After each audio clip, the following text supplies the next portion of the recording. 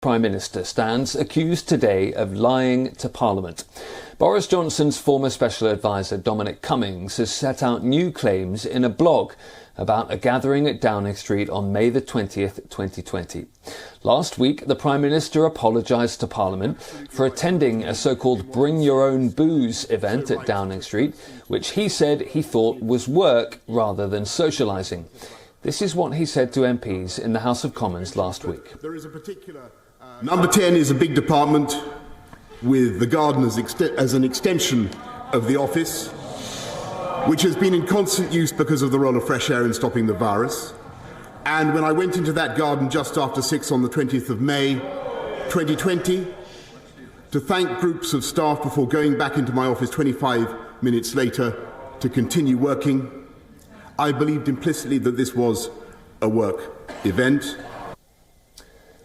Well, now Dominic Cummings says he's ready to swear under oath that the Prime Minister is lying and claims Boris Johnson was warned about the event being a lockdown, rule-breaking party. Cummings has also shared a screenshot of the email invitation to the May 20th event from Boris Johnson's aide Martin Reynolds.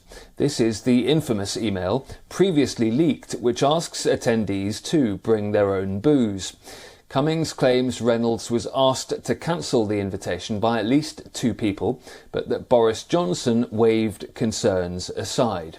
This would appear to contradict Boris Johnson's explanations to Parliament last week and opens him up to claims he misled the Commons. Senior civil servant Sue Gray is running an independent investigation into a series of claimed rule-breaking parties in and around Downing Street over the last 2 years. Number 10 had been hoping her inquiry would conclude this week, but with the various new claims coming to light in recent days, it could slip to next week or even beyond. And our correspondent Giles Gibson is joining us live now from London. And Giles, how serious a charge is it for Boris Johnson, that claim that he lied to Parliament? Well, Ollie, this is a very serious allegation from somebody who, of course, was once very close to UK Prime Minister Boris Johnson. Dominic Cummings saying in this blog post that he personally told the Prime Minister that it would be a mistake to hold a party on that day back in 2020. Also claiming that he spoke to the Prime Minister's principal private secretary, Martin Reynolds, raising his concerns about this event. As we just heard in that clip just a couple of minutes ago, of course, Boris Johnson speaking to members of Parliament last week, he claimed that he was under the impression that this was a work event that he was attending, and he also said that he only stayed for around 25 minutes before going back to work. Over the last few hours, we've been hearing from Dominic Raab, the Justice Secretary.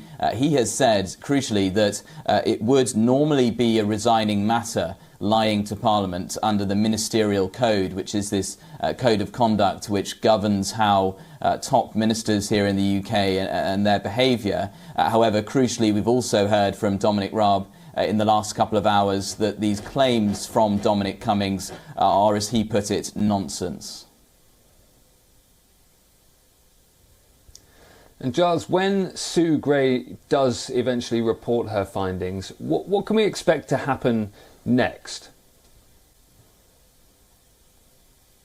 Well, Sue Gray is this very senior civil servant. She's been described by some as the most powerful person in the UK that you've never heard of. She is, of course, working on this investigation into allegations of different parties held on different dates over the course of the coronavirus pandemic. It is not clear exactly when she is going to complete her investigation and file her report, but certainly, Ollie, we are expecting it to wrap up in a matter of weeks instead of a matter of months. She crucially does not have the power to sanction anybody, including the Prime Minister Boris Johnson, once she completes her investigation. But at the moment, we already have Conservative MPs such as backbencher Andrew Bridgen calling for UK Prime Minister Boris Johnson to resign in the wake of this scandal. And if Sue Gray's findings are explosive, if they are particularly damning for Boris Johnson, if there are perhaps some new revelations that come out of her investigation, then Ollie, we could see more Conservative MPs just being tipped over the edge, just not being able to back Boris Johnson anymore, and also calling for him to resign. So this is a very dangerous couple of weeks for UK Prime Minister Boris Johnson and his political future. OK, Giles, thank you.